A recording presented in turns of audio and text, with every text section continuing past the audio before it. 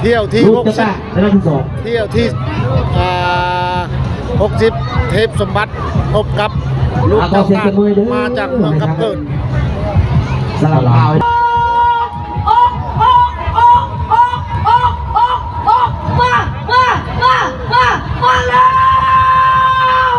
ออกยากออกเก่งออกอะไรอร่อยพ่อแม่พี่น้องเลยเที่ยวนี่เที่ยวที่60เที่ยวที่60ลูกเจ้าตาปีน้ำที่สองพบกับเทพสมบัติห้องว่าการเมืองนะไก่ว่าจังไรรถอัดมาพี่เริ่มเสียเริ่มสีตกห้องเอาละมั้งอยู่ห้องน้ำที่สองลูกเจ้าตาเริ่มมาจากเมืองเริ่มขึ้นมาสมบัติเริ่ม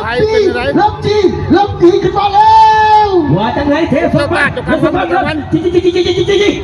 ว่าจะลูกเจ้าตาเริ่มมีเจ้าตานี่เทศบาลจีก